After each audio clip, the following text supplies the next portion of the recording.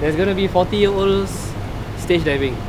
So that's gonna be interesting to see. So a bunch of old people trying to stage dive even though they have wife and kids.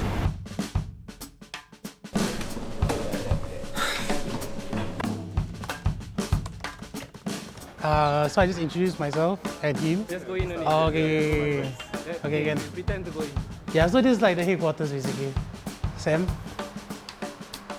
Just chilling? No, I don't go. I don't have time. This is where I'm at most of my time, in front of my laptop, unless I'm running around on site. Oh, what do I do? So I'm a producer, and to me what that means is I work closely with artists to materialize the creative idea or output that they would like to embark on. Finding money, getting funding. December last year, I think, the band Subsonic Eye approached me and said like, hey, you know, we have this album coming out, Singapore Dreaming, and we want to do an album launch. So I was like, great, do you trust me? Okay. We dissected what we think is a gig, and then we looked at all of our ingredients, and we say, what about all of these ways of experiencing music in Singapore? Should we subvert? Should we challenge? Yeah, so what I've just talked about, I would say, is like charting out the process for an independent artist like Subsonic Eye to approach independent producer, and then we make show happen.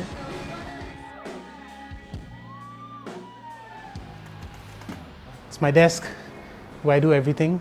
All the music production stuff is all here. All the pre-production for all the bands that I play in, Luzingan, Recognize, Agni, Mystic, all the bands are playing for Babies this year. So that's nice. Wait, don't hit the mic. Oh, sorry. My bad. So Blacklisted is basically like me, Sam and Faza. I think from start to finish how it works is that a band will reach out to us and then we would tell them like how many shows they're playing and how much they're getting paid and everything. What happens next is like the marketing aspect, getting a tour poster out and then releasing the tickets. It comes to the show day, everything that we planned out gets executed. In a sense, we are more community focused. We do want the people in our region to be able to see the bands that they want to see. Concrete Jungle Festival is a festival that we started with our friends from Bangkok. We just wanted to build a festival where regional bands or bands in Asia, in a sense, have a place to be showcased. We also have something similar called the Here and Now Fest that we do in December every year. It's all Singapore bands.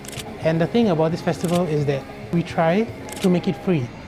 So people are coming out to this festival to check out all the new Singapore bands.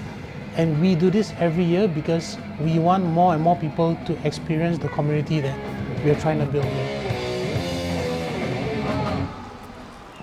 I hope I'm not forgetting anything.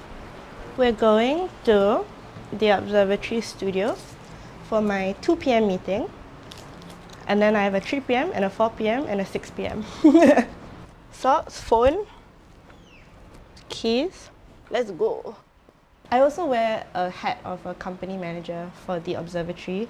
So we have a show tomorrow. I got the real cool. Comb your hair, everything. I'm so embarrassed, you guys. Just ignore them. This Dama is Chiwai from the Observatory. Come in, Cheryl. So we're moving our two things. You are facing the audience. Oh. So it's almost like when audience is watching, they're watching film, but then there's Observatory. In front of the screen. Not directly in front. Like, do y'all need to see the visual? Yeah, it would be nice. It's a mini bump-in. We're just gonna move some of our PA system and equipment over to the THE studio for our show tomorrow. Like here, with the 3 projectors. So this weekend we've got 2 shows upcoming, which is Get Up Kids, which is like emo legends from America, and then we've got 2 hardcore bands called Tsunami and Out of Pocket on Sunday. Yeah, just making sure everything is all sorted out and the band has like very little things to worry. So they just come in, play the show, sell their merch, go to the hotel and then fly off to the next city. You can see crew setting up the back line here. This is the venue, Kuchao building. So you can see it's like a old school kind of school hall kind of vibe. And yeah, everyone's gonna be coming through here. We are expecting. Sean, how many people are we expecting today? 400. 400 plus 400. I also don't do this during the set. We have a large crew. There's a lot of people, and the whole team is like very reliable. So I'm not very worried. A bit tired. Yeah. Well, look at Jake up there having a good time all the time. Yeah. You good? It is. Sauce is just Ops's way of trying to bring in film and moving image practice with sound and sound making. This sauce, which is happening tomorrow, we are presenting Guy Sherwin and Lynn Lu. Black pen on clear film. Again, Go straight from here to the main. yes. So now we're waiting for the first band to start. The band Crunkle is sound checking. Time check is 7:10, so show's gonna start in a bit.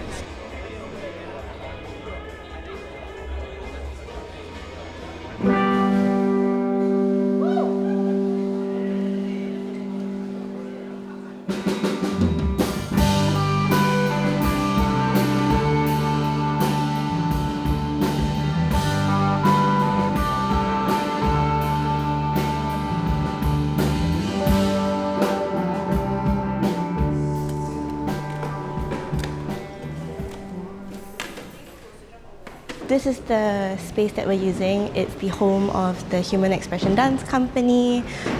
This is where the projection's gonna happen. We've got our 2 PAs and our sub in front, and then we'll have the observatory set up over here.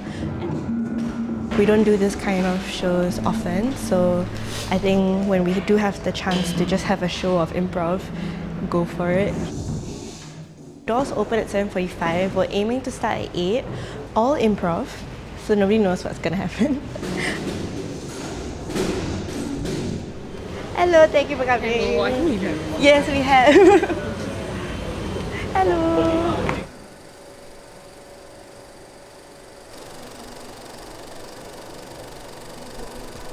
I think art and art making and a creative pursuit, just making something come into the world that wasn't originally there, that energy to me is like the most radical thing. I am a producer. I'm not an artist. It's not about whether I think something is good or bad, or whether I think something is worth the funding or not worth the funding.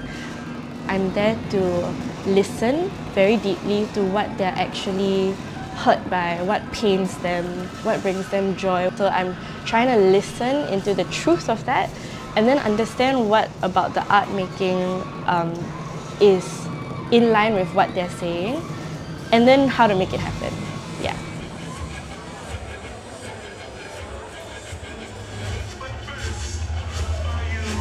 Show started. Time to rock.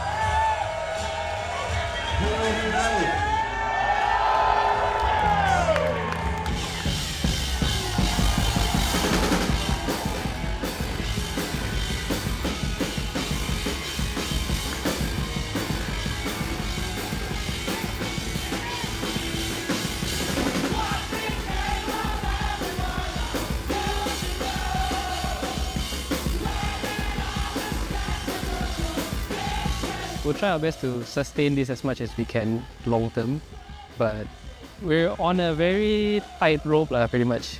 If things go wrong, can go wrong, and then we're screwed. It's a skill issue sometimes.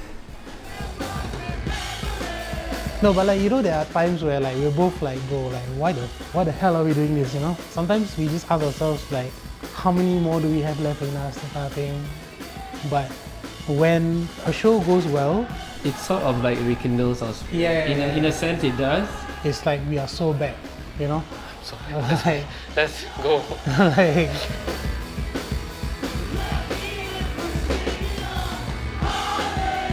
I think at this point it's just more of like, I'm just gonna take this bus until it crashes.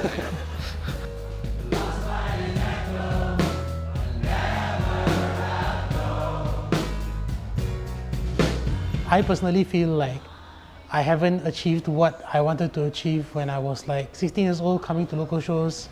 I feel like I could do this till I'm like 50, 60. I feel like I can. We are taking everything with a big spoon of salt, just making sure that we're getting by and everyone's doing fine. We're all sane in the head. I just take it step by step. One day at a time. One day at a time. One day at a time.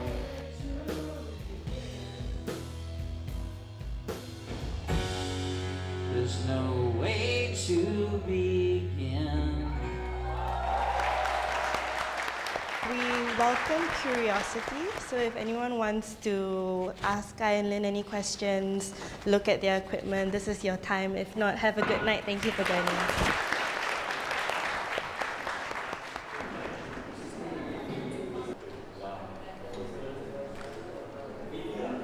Fatin, can you use the trolley and get the merch to bring down to the van? There's 1 box of merch. Honestly, I'm very tired right now. It's been a long day for me. The show went amazing. The show went amazing. People enjoyed themselves. All the millennials were just standing in one spot, which is fair. And then all the Gen Z people were crowd-surfing, which is fair. Would advise people to do non-music related stuff if possible. At one point, I was standing on the 3rd floor of the building and watching the band. And in my mind was like I don't care that we lost like thousands of dollars on this show. In my mind, it's like, this is exactly why we do the things that we do every single show. And this is what me and Blacklisted live for. Of course, it's so natural to focus on the things that stress me out, but the thing that's rewarding for me is that I am continually crafting how I choose to be in this life, and art making is like what keeps me going. The artists that I work with, it's the fact that I am part of something that needs so direly to exist. I'm part of the force that helps it exist in this world, and I can continue doing that is what is rewarding. Oh, I'm so tired. Cool.